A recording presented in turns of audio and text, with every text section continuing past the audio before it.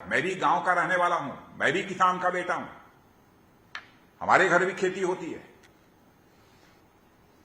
और तो मैं कहता हूं कि यदि किसी को लगता है कि इन कानूनों में कोई ऐसा क्लॉज है, कोई ऐसी धारा है जो किसानों के हितों पर चोट पहुंचाने वाली है, तो मैं पूरे विश्वास के साथ कहना चाहता हूं, किसान भाइयों के साथ बैठकर हम बातचीत करने के लिए तैयार हैं।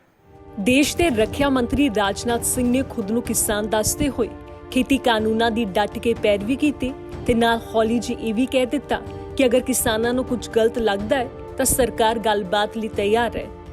हमारी सरकार द्वारा 3 कृषि कानून भी लाए गए हैं, मगर इन कानूनों को पूरी तरह से मैं समझता हूं समझने की जरूरत है। लेकिन एक विरोध का माहौल भी पैदा किया जा रहा है। मैं समझता हूं किसान भाइयों को इसे समझना चाहिए। एमएसपी जैसी योजनाओं पर ऐसे भ्रम फैलाए गए जो बिल्कुल बेसिर पैर के थे। पर मुझे यह कहते हुए अच्छा लग रहा है, मैं भी गांव का रहने वाला हूं, मैं भी किसान का बेटा हूं। हमारे घर भी खेती होती है। हमारे किसान भाइयों को धीरे धीरे अब सच्चाई समझ में आने लगी है। वे अपने लाभ हानि का कैलकुलेशन करने लगे हैं और इन कानूनों से होने वाले लाभों को भी समझने लगे हैं। और किसान भाइयों की जिंदगी में आने वाली समस्याओं को भी एक किसान होने के नाते मैं अच्छी तरह समझता हूं। मेरे बहनों भाइयों, मैंने किसान विधेयकों को अच्छी तरह अध्ययन किया है और मैं कह सकता हूं विश्वास के साथ, इसमें ऐसा कोई क्लॉज नहीं है मेरी जानकारी में जो हमारे किसान भाइयों के हितों के खिलाफ हो।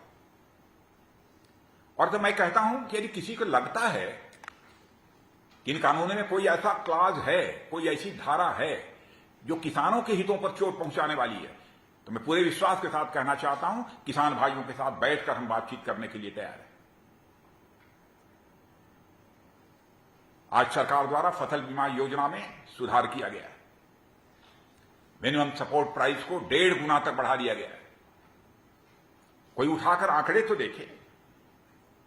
किसान क्रेडिट कार्ड से छोटे किसान भाइयों को सस्ते लोन की सुविधा दी गई है। 10 करोड़ से अधिक किसान परिवारों के बैंक खातों में 1.5 लाख करोड़ से अधिक की रकम, मैं फिर से दोहराना चाहता हूं, 1.5 लाख करोड़ से अधिक की रकम सीधे भेज दी गई है। भारत के इतिहास में आज तक कभी नहीं हुआ। ये सभी कदम हमारे किसान भाइयों के सशक्तिकरण के लिए, उनको मजबूत बनाने के लिए उठाए गए हैं। ਇਹ ਬਿਆਨ ਉਹਨਾਂ ਨੇ ਪ੍ਰਧਾਨ ਮੰਤਰੀ ਕਲਿਆਣ ਅੰਨ ਯੋਜਨਾ ਤਹਿਤ ਹਰਿਆਣਾ 'ਚ ਅੰਨਪੂਰਨਾ ਪ੍ਰੋਗਰਾਮ ਦੀ ਸ਼ੁਰੂਆਤ ਮੌਕੇ ਦਿੱਤਾ। ਖੇਤੀ ਕਾਨੂੰਨਾਂ ਦੇ ਵਿਰੋਧ 'ਚ ਕਿਸਾਨ ਦਿੱਲੀ ਦੀਆਂ ਸਰਹੱਦਾਂ ਤੇ ਬੈਠੇ ਨੇ। ਕਿਸਾਨਾਂ ਤੇ ਸਰਕਾਰ ਦੀ 11 ਦੌਰ ਦੀ ਗੱਲਬਾਤ ਹੋ ਚੁੱਕੀ ਹੈ। 26 ਜਨਵਰੀ ਤੋਂ ਬਾਅਦ ਕੋਈ ਮੀਟਿੰਗ ਨਹੀਂ ਹੋਈ। ਕਿਸਾਨ ਵੀ ਕਈ ਵਾਰ ਗੱਲਬਾਤ ਲਈ ਸਰਕਾਰ ਨੂੰ ਕਹਿ ਚੁੱਕੇ ਨੇ। ਸੰਯੁਕਤ ਕਿਸਾਨ ਮੋਰਚੇ ਨੇ ਬਕਾਇਦਾ ਚਿੱਠੀ ਵੀ ਲਿਖੀ ਸੀ, ਪਰ ਮੋਦੀ ਸਰਕਾਰ ਦਾ ਕੋਈ ਜਵਾਬ ਨਹੀਂ ਆਇਆ ਸੀ।